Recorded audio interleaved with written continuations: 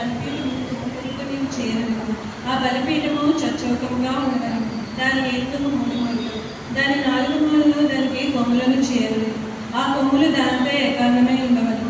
దానికి ఇత్తడి రేకును పొదింపవలను. దాని బూడిద ఎత్తుటకు కుండలను, గరిటెలను, గిన్నెలను, ముండ్లను, అగ్నిపాత్రలను చేయవలను.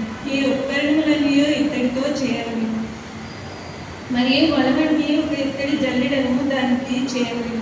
ఆ వల మీద 4 మూలల 4 ఇత్తడి ఉంగరములను చేసి ఆ వల బలిపీఠము నడిమ వరకు చేరునట్లు దిగువన బలిపీఠమును గట్టు క్రింద దానిని ఉంచవలను.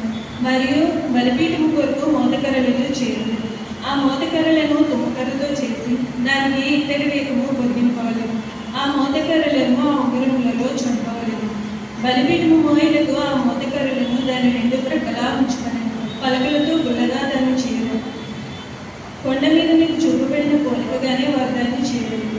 మరియు నీవు మందిరమునకు ఆవరణమును ఏర్పరచవలను. కుడివైపున అనగా దక్షిణ దిక్కుగా ఆవరణంగా 3 మూరల పొడుగు గలదే పెరిగిన సన్నగా యాపికలు ఉండవలను. దాని 20 స్తంభములు, దాని 20 దిమ్మలు ఇత్తడివి. ఆ స్తంభముల వంతులు వాటి పెండి బద్దలు వెండివి. అట్లే పొడుగులో ఉత్తర దిక్కున 3 మూరల పొడుగు గల యవనికలు ఉండవలను.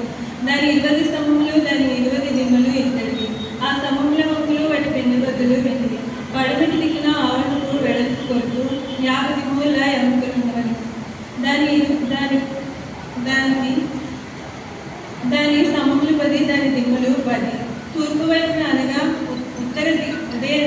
ఉదయ దిక్కున ఆవరణంగా దాని వెడల్పు 50 మూరలు. ఒక ప్రక్క 15 మూరల యవనికలు ఉండవలను. దాని స్తంభములు 3, దాని దిమ్మములు 3. రెండవ ప్రక్కన 15 మూరల యవనికలు ఉండవలను. దాని స్తంభములు 3, దాని దిమ్మలు 3. ఆవరణకు ద్వారమునకు నీలధూమ్ర రక్తవర్ణములు గల 20 మూరల తెర ఉండవలను. దాని స్తంభములు 4, అది పేరిన సన్ననారతో చిత్రకారుని పనిగా ఉండవలను. దాని స్తంభములు 4, దాని దిమ్మలు 4. ఆ ఆవరణకు చుట్టూనున్న స్తంభములన్నీ వెండి పెండె బద్దలు గలవి. వాటి వంపులు వెండివి, వాటి దిమ్మలు ఇత్తడివి. ఆవరణకు పొడుగు 100 మూరలు, దాని వెడల్పు 50 మూరలు, దాని ఎత్తు 5 మూరలు. అవి పేరిన సన్ననారవి, వాటి దిమ్మలు ఇత్తడివి. మందిర సంబంధమైన సేవోపకరణములను, మేకులను, ఆవరణపు మేకులను ఇత్తడివై ఉన్నవి. మరియు దీపము నిత్యము వెలిగించినట్లు ప్రదీపమునకు దంచి తీసిన అచ్చము ఒలీవరంగు తేవలని ఇశ్రాయేలీయులకు ఆజ్ఞాపించుము. సాక్షిపు మందసం ఎదుగుతున్న తెరకు వెలుపల ప్రత్యక్ష గుడారము, అహరోనులో అతని కుమారులు సాయంకాలం మొదలుకొని ఉదయం వరకు యెహోవా సన్నిధిని దాన్ని సవరింపవలెను. అది ఇశ్రాయేలీయులకు వారి తరతరములకు నిత్యమని చెప్పగా ఆమేన్.